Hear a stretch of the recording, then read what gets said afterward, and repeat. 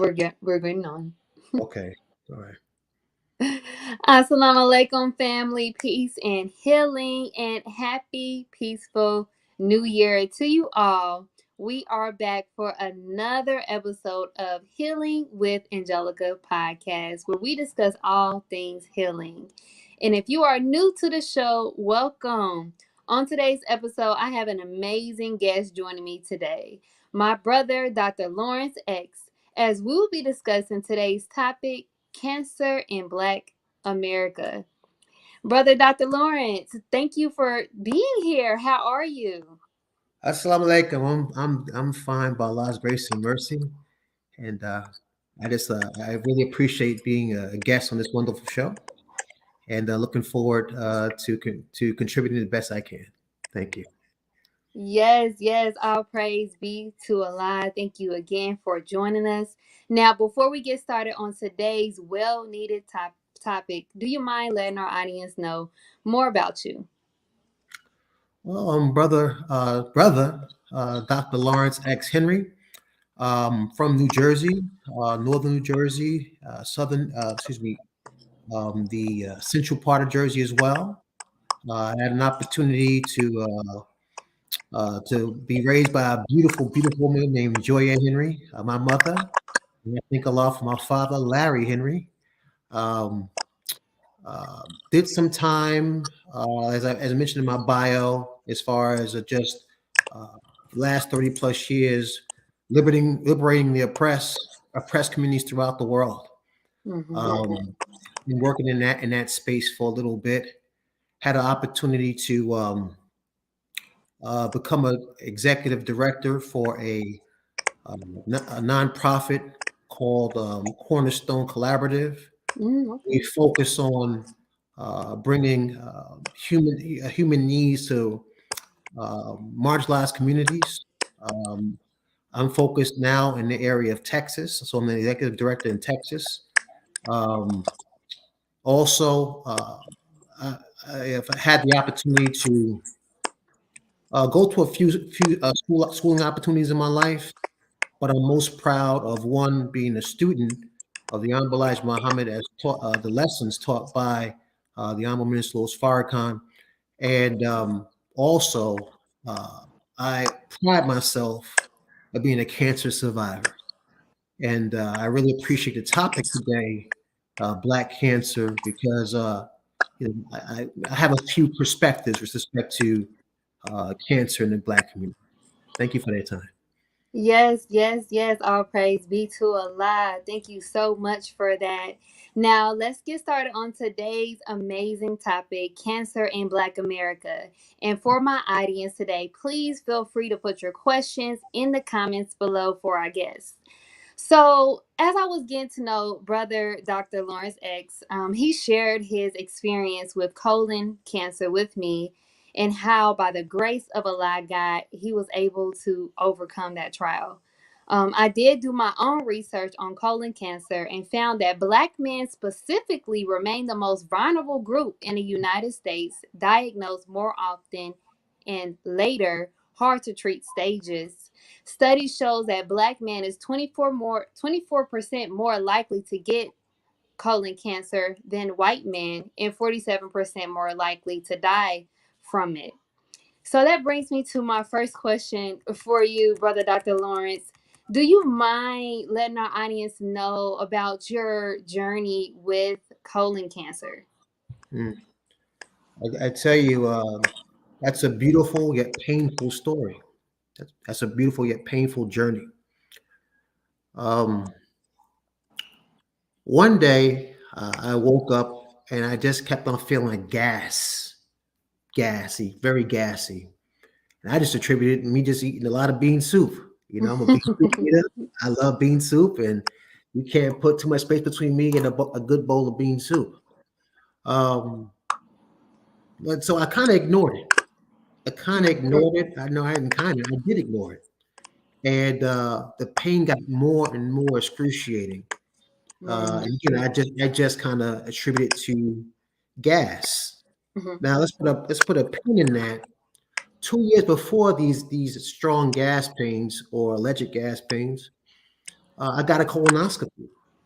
Um, and the colonoscopy came back, nothing to really worry about.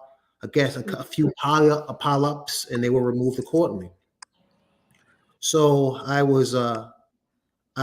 kept on ignoring it, and when I made fascia in the morning, one morning, making fascia, I just kind of couldn't get up because the pain was that bad.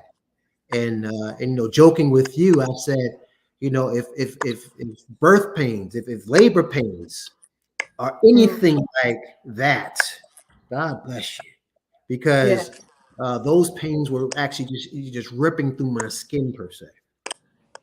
So I convinced myself to go get a colonoscopy, and when they came back with the results of the colonoscopy, they revealed to me that I had Mm. a malignant tumor in my colon on the right side of my colon, not coming out of the anus, then going around. It's on the far end, on the far end. So that's only a colonoscopy can kind of detect that, opposed to some of the fecal matter type tests that you put some feces on, and they'll test to see if you have any abnormalities in that. But that just tests one side of it, uh, which I learned later on. So when I got the news that I had a malignant tumor in my colon, we did tests, and then they came back and revealed to me that the colon was actually stage 3C Mm. colon cancer. Well, the stages go 3D, then 4.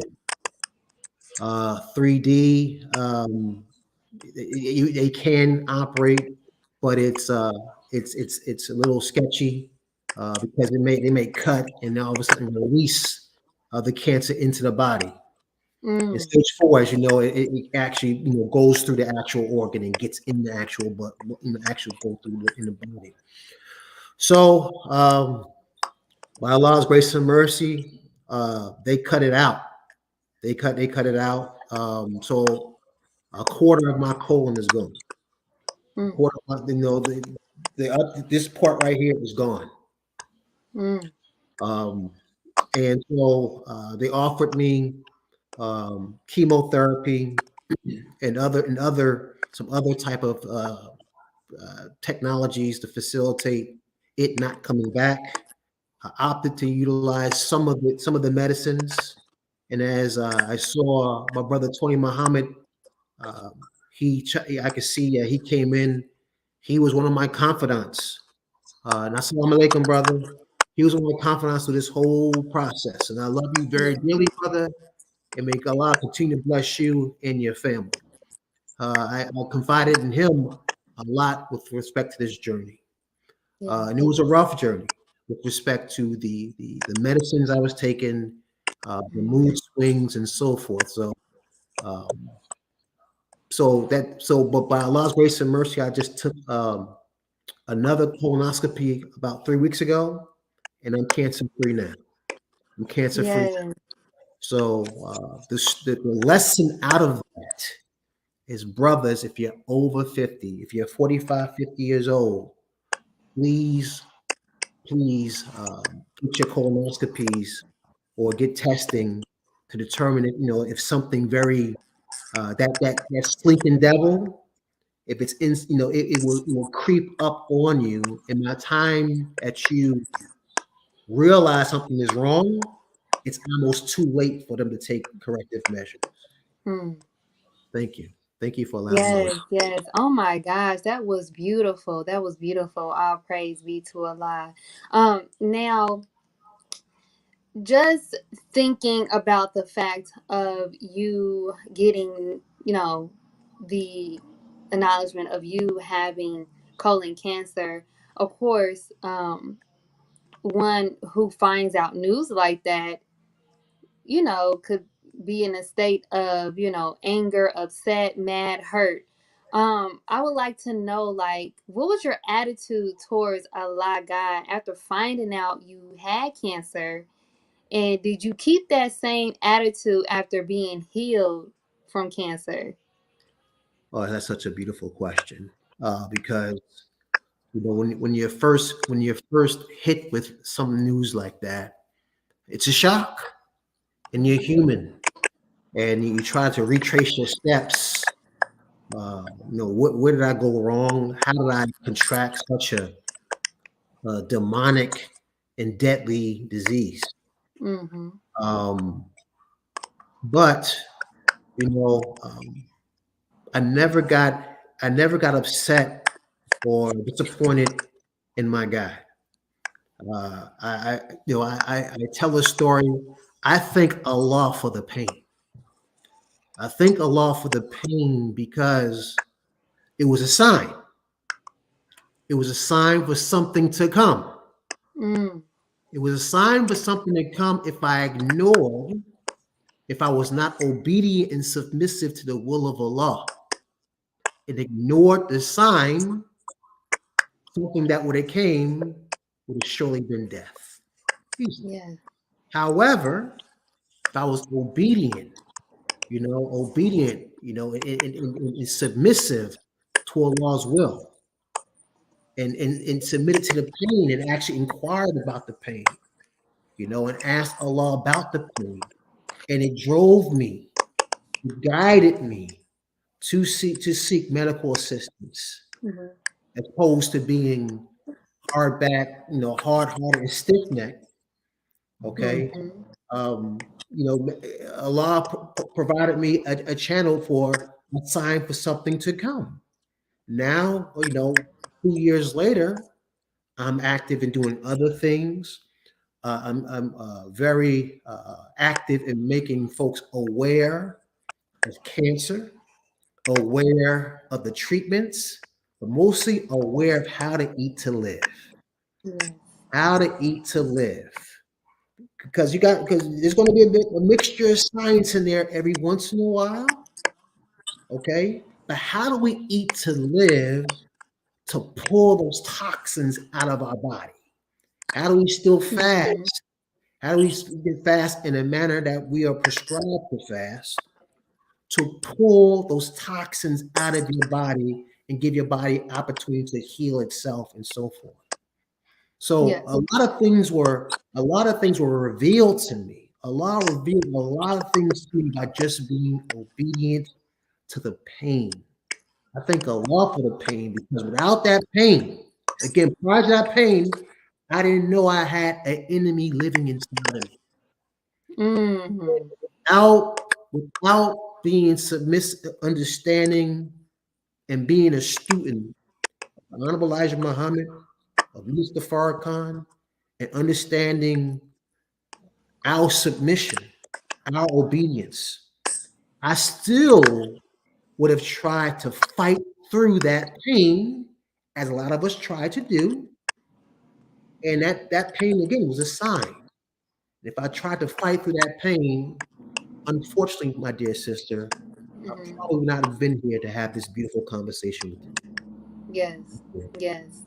Oh my gosh, that was beautiful. That was beautiful. I just know that, you know, when we find ourselves in situations like that, we tend to, like I stated, be upset, be mad, and not keep that same gratitude attitude before you found out about the sickness, the illness, or the cancer, whatever the case may be. But I love that, brother Dr. Lawrence. Thank you for that. Now, I also want to know, like, we speak on cancer in Black America as it being something that is only manifested in a health aspect. However, what are the other forms of cancer that us in Black America are suffering from? Well, I tell you, that is such a complicated question, because just like the body, you have different forms of cancer. You have colon cancer, you Hmm. have throat cancer, stomach cancer, and there's different approaches to to neutralize neutralize that cancer. Some approaches to cut it out. Again, if you cut it out wrong, like if you cut it out when it's at a stage, was very volatile and uncertain. You Mhm. could cut it wrong, Mhm. and the toxins of that cancer could get into the bloodstream, into the body, and do worse damage to the body than it was doing to that particular organ or that particular system. So, guys, Mhm. how do we overlay that analogy over to the community? We have to, our minds have been so infected, like pop culture, the media, educational system, other systems inconsistent with being a righteous man and woman. And it appeals to satisfying our lower self. Mhm. How do how do we go amongst the people in a righteous way to show the clean glass against the dirty glass and so forth? Meet them on their level, meet them on a righteous level. And how do we not saw it away? How do we not cut it away and try to transform something overnight? Because again, we may do more damage than good by doing that. Sometimes it's a long, drawn out process, a long, protracted process where you just a little drip at a time as they would have applied some type of chemotherapy. It's not just, you don't just drink it, but it's dripped into the system over time. Now that's a poison. That's a poison, but aspirin's a poison. Any drug that we take is a poison if it's not taken in its proper dosages. So how do we give our people to rid them of the cancer of now of lack of knowledge of self, lack of knowledge of God, lack of knowledge of the enemy? How do we give it to them in doses so they'll probably be received so they can start healing themselves? And sometimes you gotta let them go, gotta let them think a little bit, gotta let them fast off us. Right? Mhm. Fast off us for a little bit so they can think, so they can start healing themselves. And then we come back and just start giving them a dose, a dose, a dose. So, but I think the cancer that's affecting our mindset, lack of self-esteem, a lack of self-image, a lack of self-beauty, a lack of self-intelligence, a lack of knowledge of our history and our beautiful history. And once we get a knowledge of self, which is a knowledge of God, then we'll start walking into our history that was written 25,000 years ahead of time in the Yes. past. In the past, so we'll start walking into our history accordingly with confidence. With confidence. So that's one way we could kind of strip the cancerous cells from our communities and our people accordingly. That was beautiful. I love it. Because, when we think about cancer, we don't never think about the cancer that's within ourselves in regards to just us being who we are, us having to do some self improvement within ourselves. Because if we don't do that, we'll continue to spread the cancer in our community. So I love that. Thank you so much. Now, I know that you spoke a little bit about how you started your healing journey with colon cancer, as far as you going doing some chemotherapy. Now, I believe that you probably had your own personal healing steps with a lie Oh yeah. during that season of you having the colon cancer. And I would like to know, what was your healing steps with a lie when you were going through the colon cancer? Well, I leveraged the first of all, I remained faithful. I remained embedded in the teachings and the lessons. I did not discard the lessons or put them under a bushel just to try to figure out what's going on with me. I kept on living life in the manner in which I was living it, in which I'm living it now, just to make myself a better person and recreate myself amongst our people. Mm-hmm. I also leveraged the expertise of several, I don't know if I can say their names, but several medical experts in our beautiful nation, dealing with some holistic, holistic vitamins and some science and a brother who graduated from what this world would say is a highly influential school, and he put me on to some of the science that I could blend the holistic and minerals to make myself to heal myself. Mm-hmm. But the most important piece, brothers and sisters, is eating to live. Eating to live, stay on the dean, stay on the path. Because when you're faced with this type of disease, pain, it not only affects your system, but it affects you psychologically. It tries to affect you psychologically. It tries to take you to hell. It tries to take everybody with you that you're around with you to hell with you. Your mood, you have to be very, very conscious of your mood and how you say things to people and so forth, because you are in a state, you're fighting for your life every day. Yes. You're walking around with a needle hanging out your chest. Oh yeah. Not only did I take chemotherapy, which I'm not advocating their chemotherapy. I'm just advocating the best therapy if you find yourself and you have cancer, the best therapy that will work for you. The best therapy is just staying nested. Hold on to the rope of Allah, which will never break. Hold on for dear Yes. life, because He is going to try you. He, the enemy, is will try you. Will try your faith. Will try to rip. Will try to cut that. Try to cut that rope accordingly and have you fly off into the world.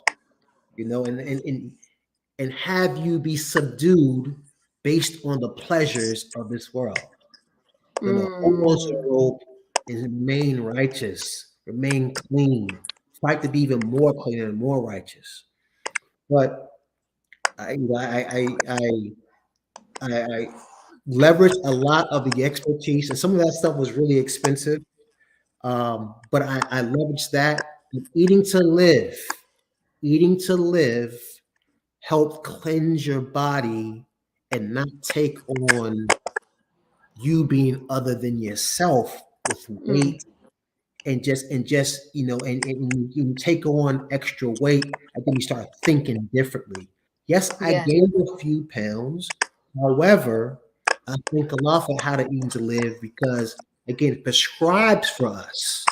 Prescribed is so law that we eat these things at this time and we don't eat at all during this period, and it helps regenerate cells within our bodies. So Mm-hmm. without how to eat to live, without the teachings of Honorable Elijah Muhammad, you would, no matter how air quote successful or effective this world's medical, science is, I probably would not have been able to shed the toxins out of my body in such a rapid manner. Yeah. Yes. Oh my You can God. feel it. You can Yeah. feel. You can actually feel. There's ways of knowing that the toxins are leaving your body. You smell different. Your body actually gives off, when you're taking those poisons in. Actually, your body actually gives off a scent. Mm. I mean, you're taking in poison. It's like eating garlic, which is very good for you. But when you eat garlic, your body, you can smell somebody's been eating garlic. It's coming through their pores. If somebody's eating something that's pungent, you can smell it from their pores. But when you're cooking on poison, it has to go somewhere. Two things can occupy the same space, so it has to remove things so it can occupy, so it can do certain things. And when you eat to live, you can smell that coming out of your body. You can Mm. smell just how different things commonly smell and how things smell now. So yeah. Yes. Yes. Oh my gosh. That was beautiful. Oh, thank you so much for that. Oh, getting hot in here. I love it. So, we we spoke on just you as a black man in America. Yes, ma'am. Um, we don't, black men in general just don't go get checked. Mhm. Yeah. They are, a lot of black men are scared to go get checked to be seen. Now, why do you believe that black men in general are against going to the doctor? And what advice would you give a black man to start going to get checked?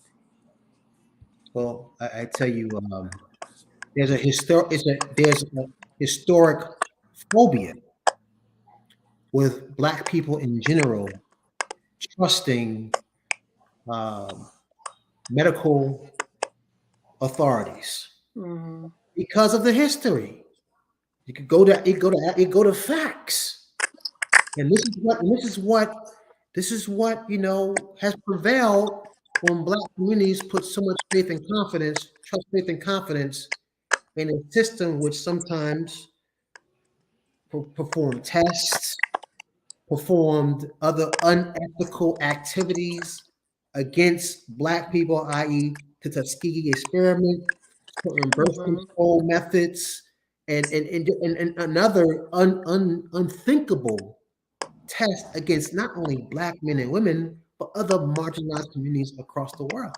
Mm-hmm. So there's a embedded reluctance to trust because of the history.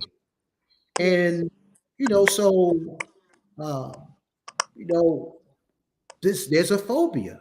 So how do we get over it? We have to trust in the law. And we don't worship a spook God. We're not just saying, I'm just going to put it on the altar and walk away. We must have trust, faith, and confidence in doctors that we know, the doctors that we established a relationship with, doctors Mm-hmm. who we know have our best interests. Don't just sign up. Now, in some of our situations, we get what we got based on the type of healthcare that we have, and that's Mm-hmm.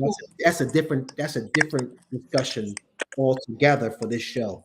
As far as uh, being poor or being, have possessing a lack of resources, that being criminalized to the point where you can't get proper health care. Yeah. You're being uh, uh, penalized because you may not have the resources that others may have. That's another story. That's a beautiful story, but that is a very real story that's taking place in America today. Poverty and being criminalized because you're in a poverty state. So I will ask that again. Have that relationship with your doctor. Ask all the questions. I feel that we as black men, as a black community, it's not that we don't want to ask the questions. Sometimes we don't know how to ask the questions. To Yeah. ask the proper questions. So, leverage folks. I'm not saying leverage me, and leverage folks that have been that have went through that trial, so they can provide you the proper questions to ask the doctors that you've built a relationship with. But you kind of know that they know your first name. They're comfortable using your first name. You guys know each other, opposed to Yes. Dr. Green, and you're just there, and Dr. Green is just going through the chart. Again, sometimes though, that's just a condition we fall in on. But with that, have somebody with some knowledge. Yes. Again, we always start with knowledge. Then we come to wisdom. Then with the knowledge and wisdom, we have that understanding. So let's how do we create that understanding through someone that possessed the knowledge, based on their experience, they've created some wisdom. Now they can create understanding with all parties based on their previous experiences. So that's one way to get through the phobia. Get through the phobia of going, of meeting with medical specialists and so forth. Yes. Answer your Yes. question. Yes, you did. Yes, you did. All praise be to Allah, God. I am so grateful that you did answer that question, because a lot of us do need to have checkups, because even though we may still be practicing how to eat to live and doing what we need to do, we are still in a world that is still bombarded with toxins and chemicals. So it's very good to definitely start getting checkups. Um, I can definitely agree when you stated that just us, Black people in general, are have this phobia of going to the doctor. I can share my experience with going to the doctor while I was pregnant, and how women in general are not being treated fairly during the stages of pregnancy. So I gained a lot of uh, just not trusting them when it came to that, but still needing to go. So with you explaining just being able to find someone to trust and obtaining knowledge from them so you can, continue to get checked up is so amazing. So thank you so much for that. Now, if you all are enjoying this episode just as well as I am, please show your support by donating today. For more free and healing content just like this, more info to donate will be listed in today's show notes as well as on the screen below. Now, let's get back on today's episode, Cancer in Black America. Now, I do have a question for you, Brother Dr. Lawrence. Now, what was the biggest lesson that you learned in your healing journey with cancer, and what are you doing daily to establish that lesson that you learned? The biggest lesson, I think, to be obedient, to be obedient, to follow up and follow through, because when you have a condition like cancer, you quickly are placed on an island. Mm-hmm. Your friends, your family, brothers and sisters, you feel they're too busy for you now. So you're by yourself. So Mm, I think now I follow up and follow through. When I think about somebody, I call them. I'm not gonna send them a text. I'm not a big text guy. I'm not that cool, as I told you before. I'm not that cool. I don't have all these platforms. I strive to be cool one day. But I call them. I call them, or I strive, and hopefully I'll see them, in the streets, and share a word with them. Uh, to be more humble, to be more humble, because regardless of all these titles the world's put on you, and I've had a few, they don't mean nothing mm, when you're having your Job moment. When you're having your Job moment, you're in the dark all by yourself. whew, mm, You've been stripped of everything. You've been in isolation. Mentally. The mm, world could be going on, having a party, but you are on an island all by yourself.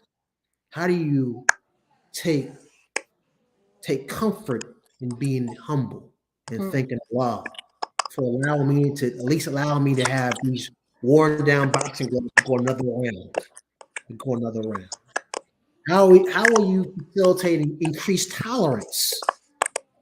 Increased tolerance with those who are like you and not like you, those who are like you and unlike, and try to teach and train them. And while you're teaching and training them, teaching and training yourself, again, being humble. How am I being more courteous as a brother? Again, because I didn't know if I was going to live or die, but I have faith in Allah that is going to pull me through it. mm, And I was being obedient to the measures and instructions that were provided to me. So how was I courteous? How was I honest? And how was I dutiful as a brother, regardless if I'm sick or not? How was I still dutiful and of value to my brothers and sisters by outpouring what Allah has placed into me? Dear brother, as we speak right now, I can't feel my feet because I have a condition called neuropathy. But you know what? All praise is due to Allah. yes. You know what I'm saying? All praise is due to Allah. I know something's down there. I know my mind says go to walk. I know I can walk.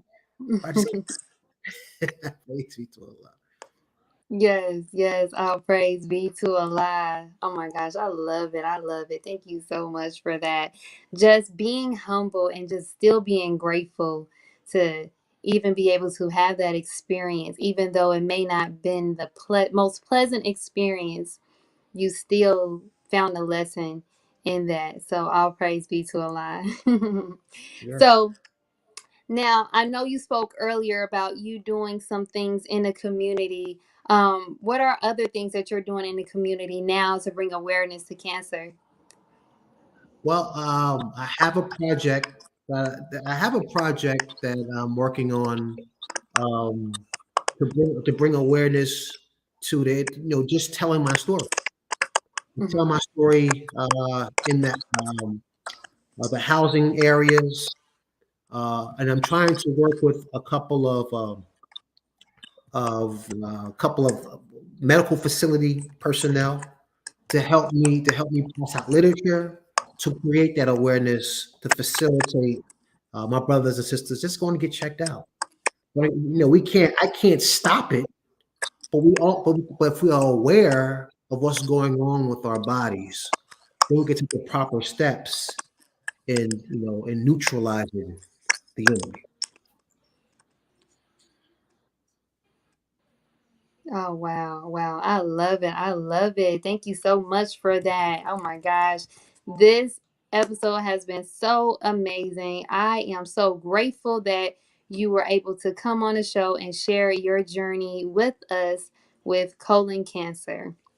So I'd like to thank you again, Brother Dr. Lawrence X, for joining me today and discussing this well-needed topic, cancer in Black America. I would also like to thank my amazing audience in Healing Tribe for joining us today. I pray today's episode was informative, healing, and valuable to you all. Also, be sure to give us your feedback, share, and subscribe so you don't miss out on any upcoming episodes on any of your favorite podcast stations. Closing the Gap broadcast on Facebook and or on my YouTube channel, Healing with Angelica podcast, to help get the message out to those in need of healing. Also, if you are ready to start your healing journey, my ebook Heal Yourself is just for you, as I help guide you through certain steps to take to start your healing journey so you can become the best version of self. More info to purchase will be in the description below. Also, I will leave information for today's guest, Brother Dr. Lawrence X. Brother Lawrence, before we end today's show, do you have any closing remarks for today's audience? Yes, man. Well, thank you so very much to you and the viewing audience for allowing me just the time. I thank Allah for allowing me the time just to share parts and pieces of my story, because the story is just so complicated. Yes, How we got here, but we're here now, and I'm yes, happy. I'm happy to share what Allah has put from my heart to share with the group. And we spoke a lot about cancer of the body. The colon, the liver, the brain, but to various degrees, the Black community is suffering from cancer of not the brain, but the mind. mm, And we need to be the physicians on call to get around our brothers and sisters and ask them to get around us to mm-hmm. perform that delicate surgery and or to provide a measured dosage of medication, to help heal the damaged mind of our people, of uncertainty, of fear, self-esteem, of lack of security, and also, you know, the lack to help visualize, the lack to have that determined thought and put a process in place to manifest that Yes, determined thought in the real world. You be God. It comes from here. But how do we put processes and procedures in place to manifest that thing that was here that nobody else could see? You be God. So how do we help? How do we help each other? How do we unify around each other so we can rid ourselves of the cancer of the mind? Thank you so very much for having me. This is so fun. This is so beautiful, and I can't wait to get laughed at. from a lot of my friends and family listening.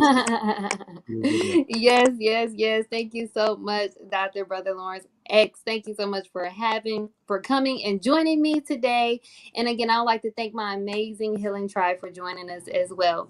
And we leave you guys as we came. Peace and healing. Assalamu alaikum.